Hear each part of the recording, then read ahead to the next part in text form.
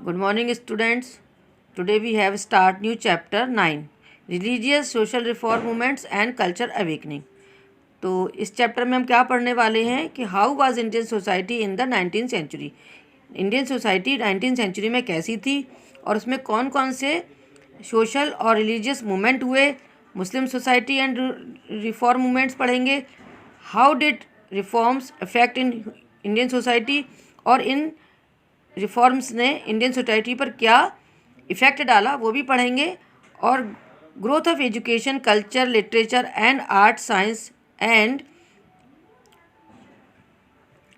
Press, यानी कि हम उनकी एजुकेशन में क्या ग्रोथ हुई वो पढ़ेंगे, कल्चर में क्या ग्रोथ हुई, लिटरेचर में, और साइंस और प्रेस यानी कि मीडिया में क्या ग्रोथ हुई। तो इन सब के बारे में आज हम पढ़ने वाले हैं। तो स्टार्ट करते हैं हम। The religious and social reform had significant role of the Indian society.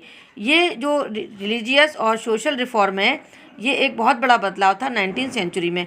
ये बदलाव क्यों हुआ, क्यों इसकी रिस्पॉन्सिबिलिटी क्या, इस बदलाव के लिए कौन कौन से पॉइंट रिस्पॉन्सिबल हैं वो हम देखते हैं। तो सबसे बड़ा रिस्पॉन्सिबल जो था वो पॉइंट थे कि भारतीय जो कल्चर था या भारतीय सोसाइटी थे उसमें बहुत सारे ईवल्स वगैरह, untouchability, sati system and Dalit system, drinking liquor और चाइल्ड मैरिज, विडो रीमैरिज नहीं होना, ये सारे बहुत सारे ईवल्स थे जिससे सोसाइटी में बहुत प्रॉब्लम क्रिएट हो रही थी। तो ये जो प्रॉब्लम्स थी इनको जब सुधारा गया, जब इनको रिफॉर्म किया गया तो इसको हम कहते हैं रेनेसांस। रेनेसांस मीन्स होता है जागना, यानी कि अगर हम किसी सिस्टम के तहत हम लोग अगर सोए हुए हैं, यानी कि हमको इसको नहीं जान पा रहे हैं, नहीं जानते हैं, तब हम उसको अगर रिफॉर्मर्स आकर के उसमें कोई रिवॉल्यूशंस करते हैं तो हम बोलते हैं उसको रेनेसांस।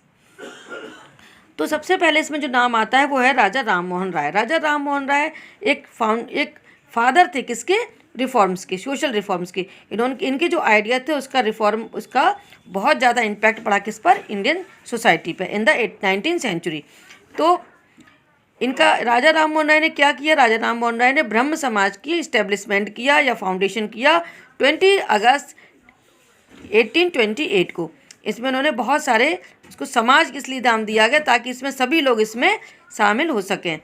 तो एक ये शब्द जो था वो कहाँ से लिया गया था, उपनिषद से लिया गया था। उन्होंने बहुत सारे रिलीजियस लिटरेचर्स को पढ़ा और उनमें से जो उन्होंने सही कंक्लूज़न निकाला, जो सही बात है, जो गॉड के प्रति उनका वर्शिपनेस थी, उसको उन्होंने समझ करके और बुक लिखी बंगाली, उसको उस समाज नाम की बुक लिखी जिसको उन्होंने Bengali, Hindi, Sanskrit, Persian, English and और भी अदर पेपरों में उन्होंने न्यूज़पेपर में इसको निकालना शुरू किया।